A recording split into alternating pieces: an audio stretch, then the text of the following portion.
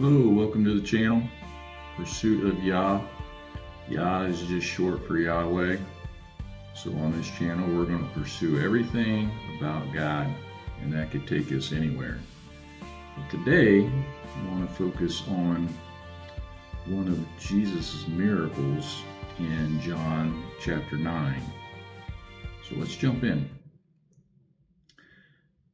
John 9:1, as he went along, he saw a man blind from birth.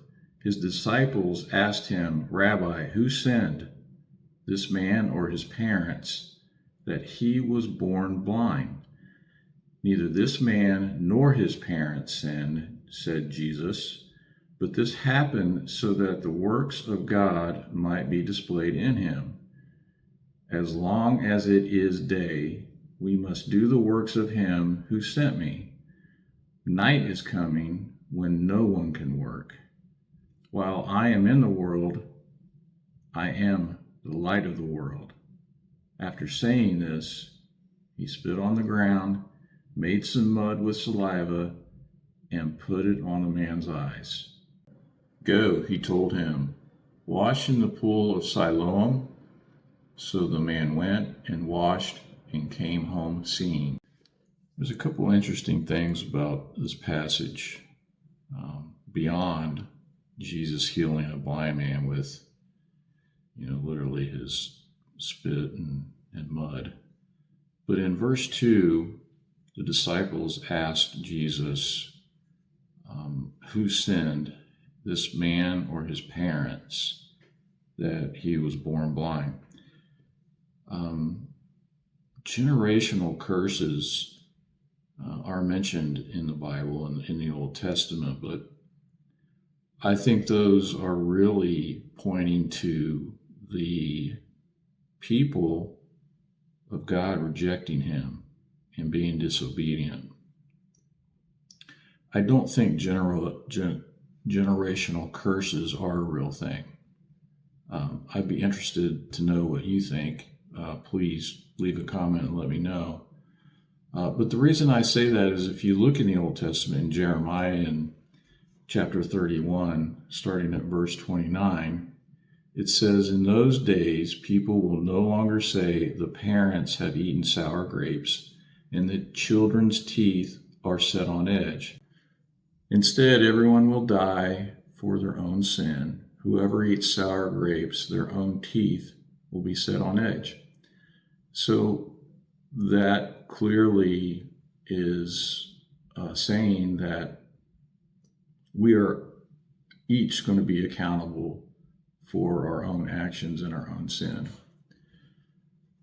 So it's interesting because I've seen other podcasts and people talking about generational sin and that somebody could be suffering today because of something that a family member in their past or their ancestors did, a sin or something like that.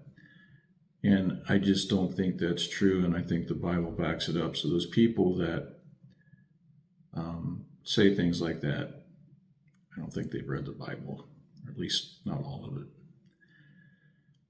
But the bigger message here in this passage, and I would encourage you to go read John chapter 9. There's so much in chapter 9, it's just amazing. So I encourage you to go read it yourself and meditate on it.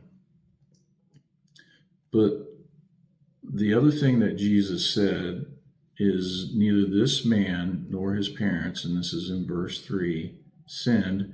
Jesus said, but this happened so the works of God might be displayed in him. So if you think about it, this blind man has suffered with blindness his whole life, not because of anything that he did, but for the glory of God, so that God will be glorified one day, so that this very moment could happen. So, that kind of blows me away. If you think about all of the things that you or I could be going through, do we really think about asking God, take this, whatever burden it is, whatever challenge, whatever suffering it is, and glorify it for you. That's hard to do. That's a hard prayer to pray.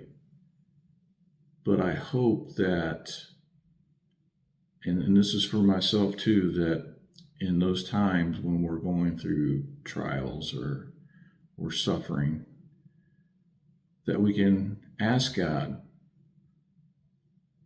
what